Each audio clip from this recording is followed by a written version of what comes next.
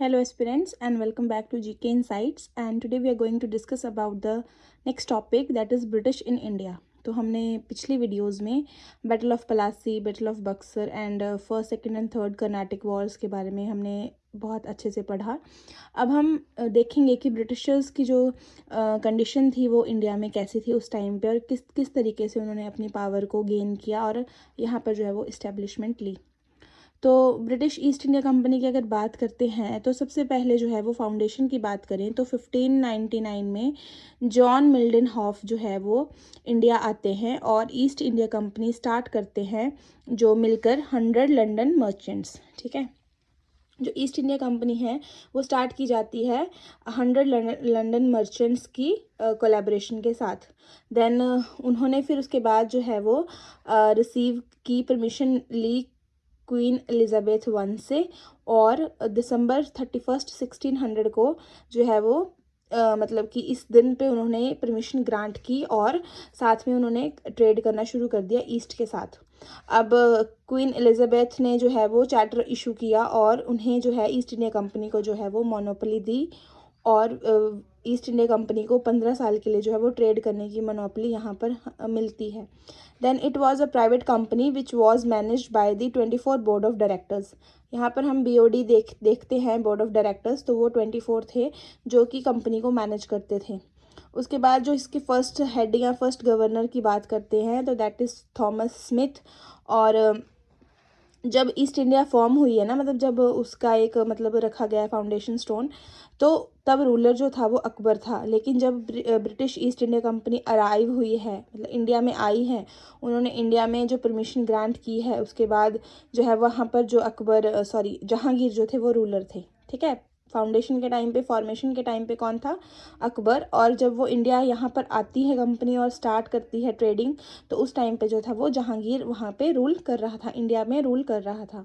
अब जो है 1609 में जो है किंग जेम्स जो है वो एक्सटेंड कर देते हैं मोनोपोली उस कंपनी की इनडेफिनेट पीरियड के लिए। ठीक है, देन उससे एक साल पहले जो है 1608 में जो किंग जेम्स वन है वो भेजते हैं कैप्टन विलियम हॉकिंस को, जो कि जहांगीर के दरबार में आकर उनसे ट्रेडिंग की जो है वो परमिट मांगता है। ठीक है, परमिशन लेता है ताकि वो एक फैक्ट्री को सूरत में इस्टेब्लिश कर सके और इनकी रिटर्न मानी गई है 1612 में। यहाँ पर जो है एक देखने को मिलता है कि परमिशन तो यहाँ पे नहीं मिली है।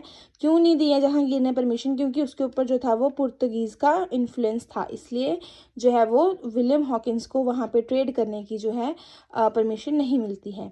अब हम नेक्स्ट की बात करते हैं तो थॉमस रे जो है वो अराइव होते हैं कोर्ट ऑफ जहांगीर में। ठीक है, जहांगीर के कोर्ट में आते हैं और उनको जो है परमिशन जो है वो ग्रांट की कर दी जाती है, मतलब मिल जाती है उन्हें परमिशन ट्रेड करने की। और वो ट्रेडिंग सेंटर अपने सेटअप करते हैं आगरा में, बरोच में, अहमदाबाद में। ठीक है, और इन सब जगह पे वो अपने ट्रेडिंग सेंटर्स को इस्टेब्लिश करते हैं। अब 1640 की बात करते हैं तो इंग्लिश जो है यानी कि जो ब्रिटिशर्स हैं वो बिल्ड करते हैं सेंट जॉर्ज फोर्ट और उसके बाद प्रोटेक्ट करते हैं, मतलब ताकि उनके जो ट्रेड है उसको प्रोटेक्ट किया जा सके।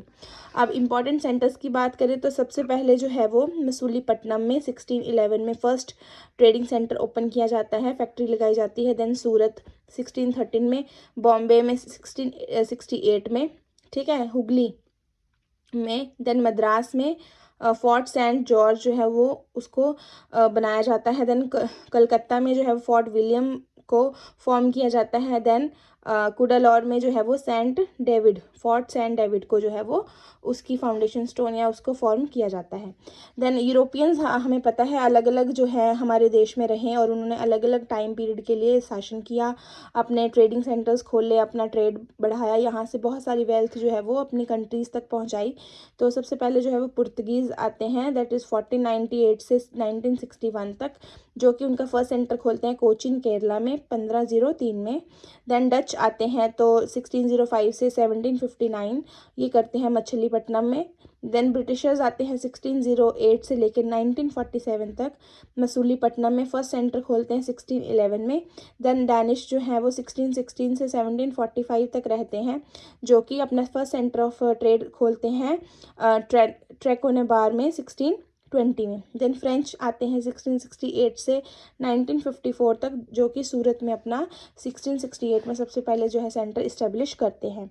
देन जो वॉर देखने को यहाँ पे मिलती हैं, जो कि ब्रिटिशर्स की जो है वो एक प्रॉपर तरीके से जो है वो मतलब पावर को इस्टेब्लिश करती है इंडिया में, तो वो है जैसे battle of Suvali 1612 versus Portuguese होती है ये, ठीक है। बैटल ऑफ चिंसूरा जो होती है वो डच के अगेंस्ट होती है, और कर्नाटिक वॉर्स जिसको कि हमने प्रीवियस वीडियोस में कंप्लीट किया 1746 से 1763 तक, वो होती है फ्रेंच के अगेंस्ट।